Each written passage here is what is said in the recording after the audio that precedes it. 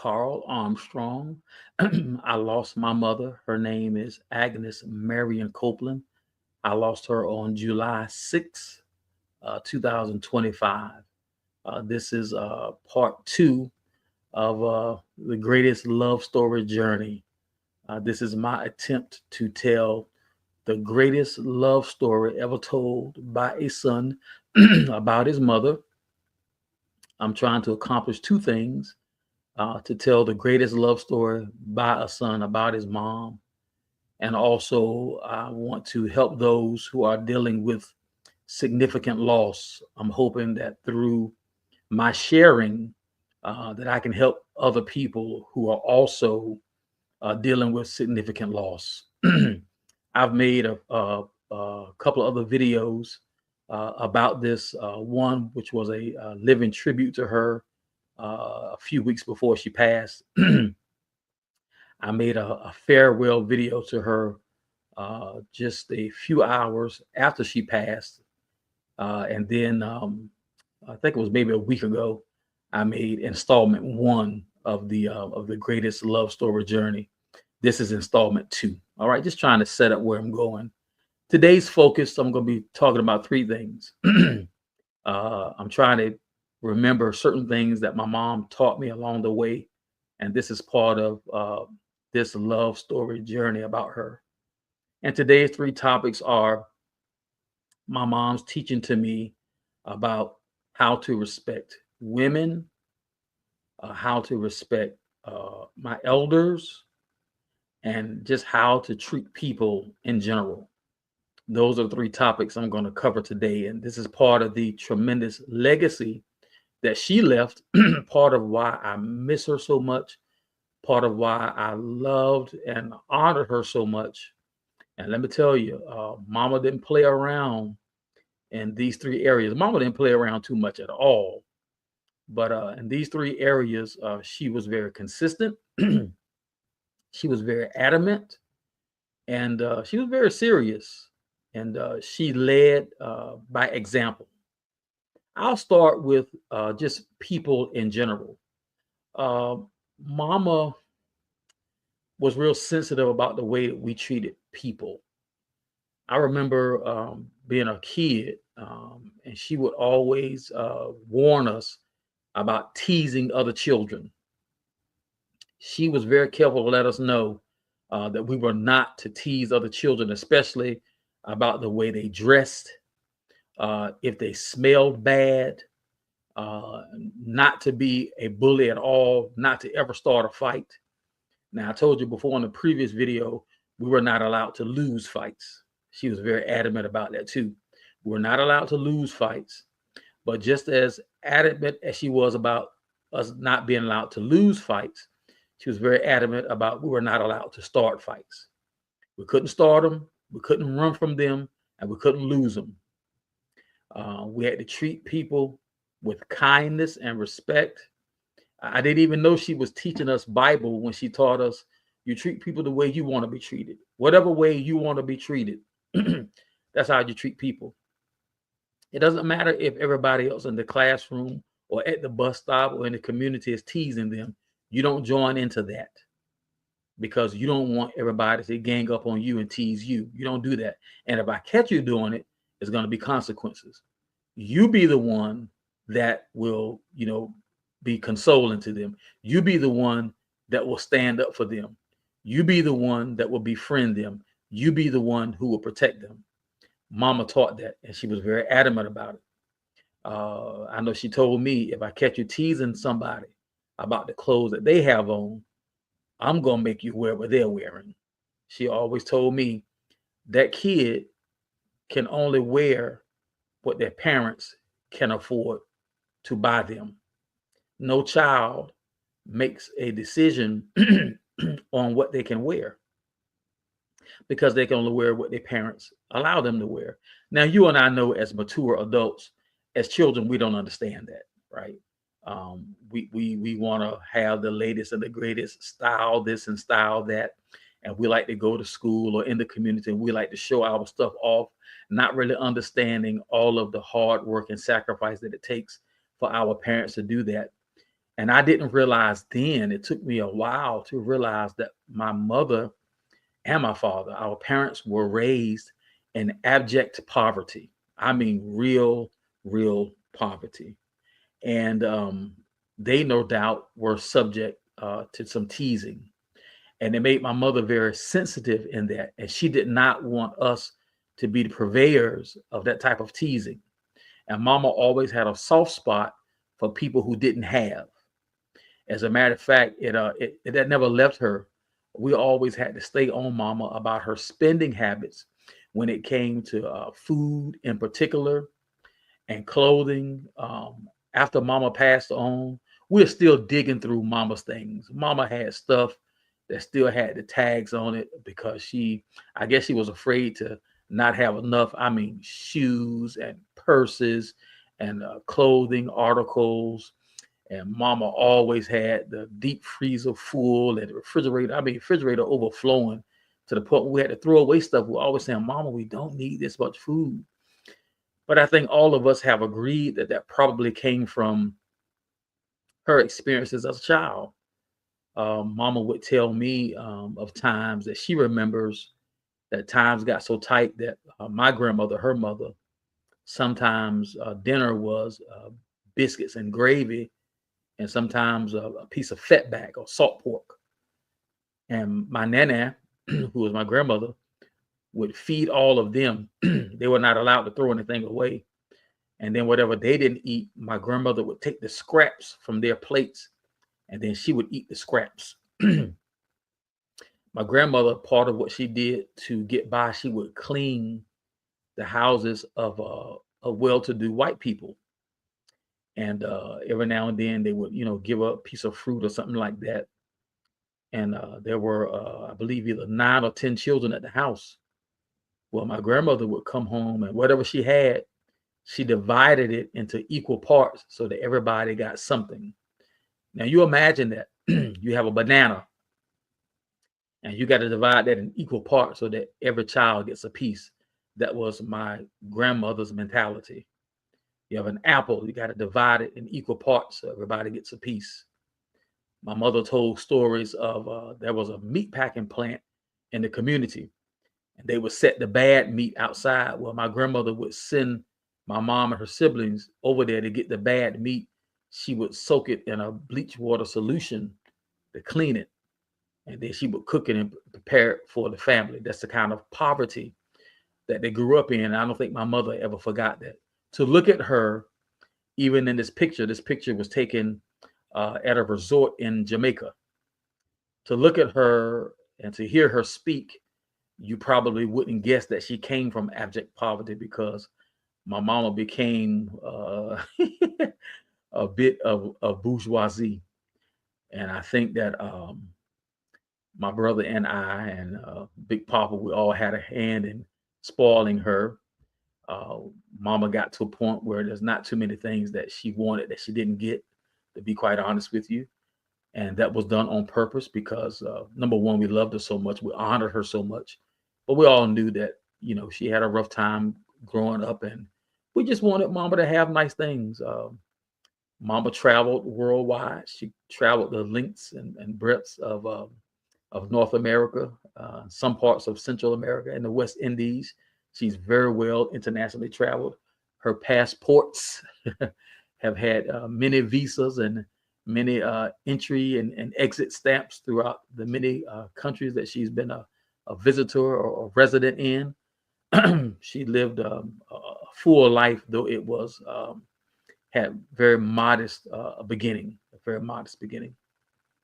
But her teaching of how to treat people, especially people who didn't have, was born out of those very meager and modest beginnings. And she enforced that. I never did become a bully. I never did become one who would tease people who didn't have. I stuck very closely to my mother's instructions because I could see how sincere she was about it. I can't really speak to my other siblings, speak about them. I'm gonna speak for me. I let them make their own video and speak for them. I would say generally, all of us at this point in our adult lives, we are very kind to people. We're very hospitable. Um, we do have that tenderheartedness for people who don't have. That definitely came from our mother, and of course, that came from her mother, our nana. We call my grandmother nana. Our nana was like that, very hospitable, very kind, to what we would call the least of these. So mother was very adamant about the way we treated people, especially those who did not have. I've said many times before, mama would feed anybody, anywhere where she lived. There was a place you could come get a meal, you could wash your clothes, you could take a bath. She always made her home available for anybody who needed those very basic things. You could always come and get a kind word, some counsel. I'm not saying just anybody could spend the night. She wouldn't do that, but just anybody. But you can come get a bath, get a meal, and wash your clothes. Mama was very generous in that. Another area she was very adamant about was us being respectful to our elders. Now, coming up as a child, Mama did not play about sassy kids. Mama was so 10 toes down when it came to that. When it came to that, she often would tell us, you see these programs about Scared Straight, all these wayward children. Mama had a saying.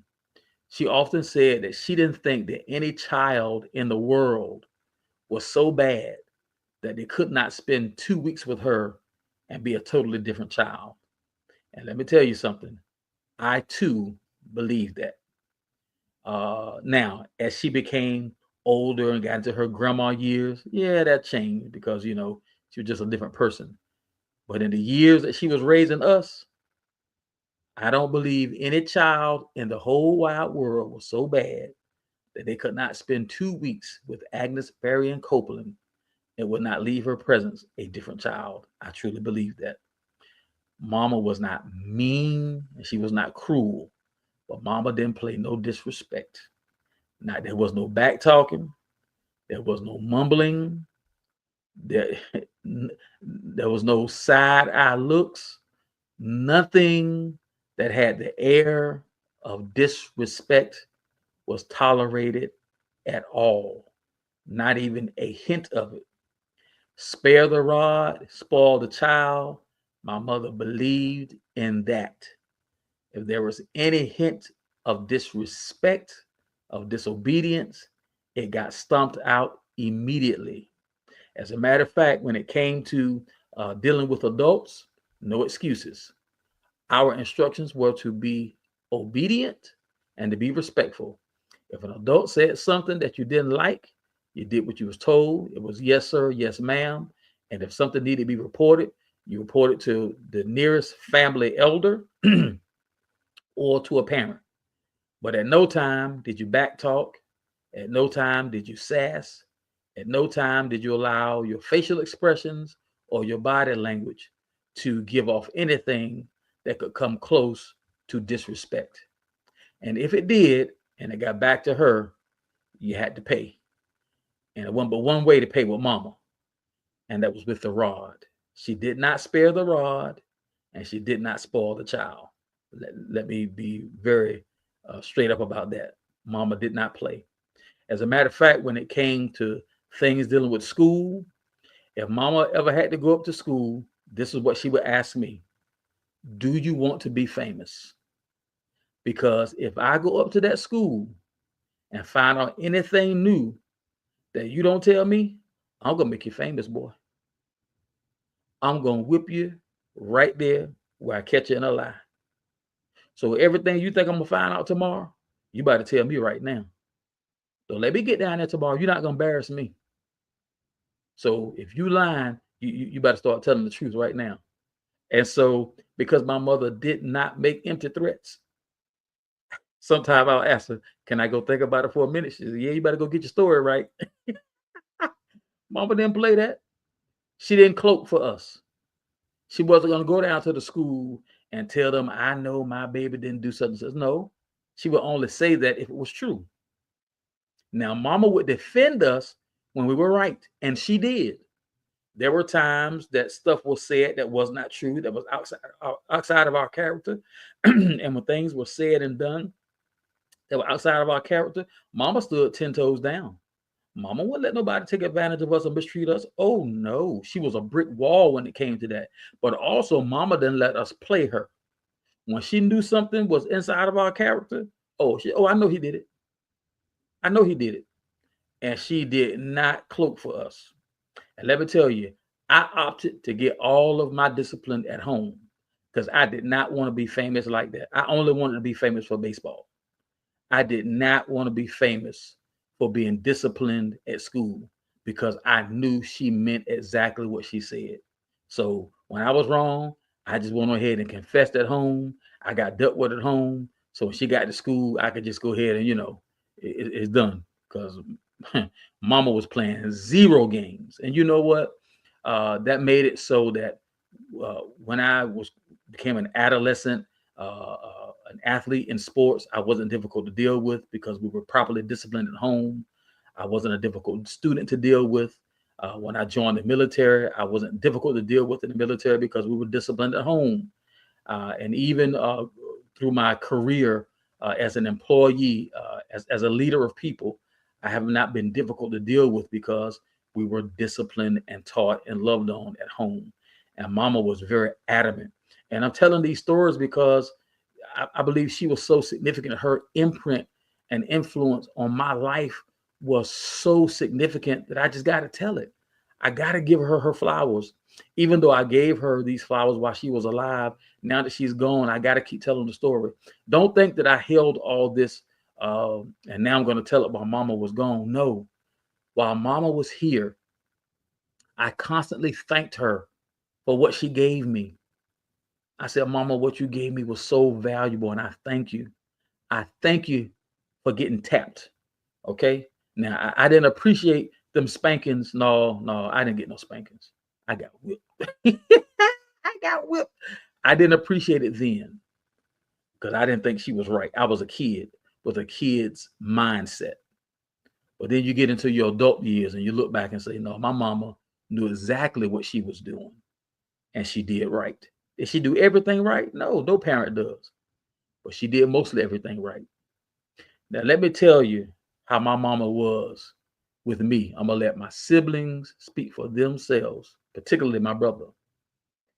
But now, my mama wanted me to treat the women that I dated with respect, right? Now, Daddy, I'm sorry I got to throw you under the bus, but I got to use you here. Now, when I was a young single guy, I did some young single guy stuff. And there was a couple times my mama would look at me, and my mama had a way of looking at us that could separate your soul from your body. And every now and then she would look at me and tell me, you acting like your daddy, and it ain't cute. You keep on, and one of these women gonna break your heart. You think you Casanova? You ain't nobody but Casanova. Oh yes, my mama would say that. My mama would say that. She has embarrassed me when I was juggling girls, you know. Yes, my mama has embarrassed me. She has. Oh yeah, how you doing, baby? You done before this week? Oh yes, mama has done it. And they go look at me and tell me, "Oh, you calling me a lie? No, ma'am. Okay, baby, you done before this week, just to let you know. Mama has done that. She told me and my brother. Now, uh, I know what you're doing. If you don't protect yourself, that's on you. But I'm gonna tell you right now, if you produce a child, you are gonna take care of that child. You will not put all the responsibility on that young lady. You will work, you will support that child, and you will support that young lady. No doubt, because I am gonna make sure that you do. As far as all the other things you want to do in life, not my problem and not my responsibility. Once you think you grown and want to do grown folk stuff and have grown folks responsibility, that's exactly what you're going to do. Mama meant that. Mama really, really meant that. And it scared me straight. It's something that I just didn't want to do. I didn't want that responsibility because I knew that mama was going to hold my feet to the fire. And she also made it very clear that I was not to put my hands on a woman. Mama didn't play that. Let me tell you what she told my first wife before we got married. She called us both back to the bedroom, to her bedroom, my parents' bedroom. Uh, Big Papa was not in there. It was Mama, my former wife, and I. She said, "Now, baby, I called him back here because I want him to hear me tell you this, because I don't want him to say I talk behind his back." She said, "Now, I'm going to tell you something. That's my son, and I love him, and he's a good man. I raised him to be responsible and to do what is right. And I do believe that he's going to do what's right. I do believe he's going to protect. I do believe he's going to provide. And I don't believe he's going to put his hands on you because he know better. But let me tell you something. You can't whip him. He's too strong and he can fight. But let me say this to you. I have raised him not to put his hands on women. But if that joker hit you, find the biggest knife in your house and cut him. Cut him good and cut him deep. And then come around here because he ain't going to mess with you around here." I said, "Mama, you going to tell her to cut me?" She looked at me. She said, "That's right. If you put your hands on her, she can't beat you. If you put your hands on her, I want her to cut you as wide as and as deep as she can. And then I want her to come around here because you better not put your hands on her over here. Now, if you want to fight her, you need to get cut. You don't want to get cut, don't put your hands on her." Now, that's all I got to say. And I said it in your face, so you can't say it. I said it behind your back. Now, y'all got any questions? I just like, "Mama, I just can't believe you said that." Well, I said it. Do not put your hands on your wife. Then she looked at her, she said, "And if you don't want to get hit, don't put your hands on him. He ain't no punching bag. Because I'm going to tell you, if you hit him, he going to hit you back. Carl, do not put your hands on her. And if you do, I hope she cut you. And I'm going to tell you that to your face." Man, I couldn't believe it. I couldn't believe my mama said that, but she said it. She was that adamant about me not being a woman beater. And let me tell you something. Mama was not playing that game. If I was the kind of guy that wanted to run the street and cheat on my wife, I could have never brought the side chick around my mama. Oh, no. I didn't have that kind of mama. She was not going to play that game. You're not going to bring your dirt around her. She was not cloaking. She was not playing that game. She was not going to be a part of any type of disrespect. She was not going to do it. I know you got some mamas out there that think they babies are all right about everything and they're going to lie for them. No, not Agnes Marion Copeland.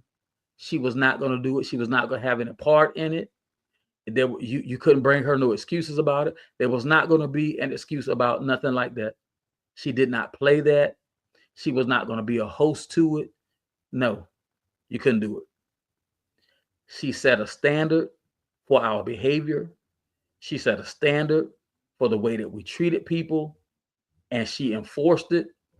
And let me tell you something, she wasn't playing about it. That is part of the legacy of my mama. That is part of the love story I tell about her and this oral tradition. And I don't back down one bit.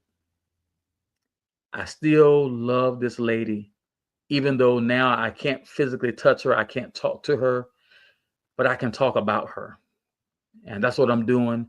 I hope that I am painting a very vivid picture of who she was to me. What a significant woman. What a significant presence. What a woman of God. What an example. I mean, she was a tough cookie.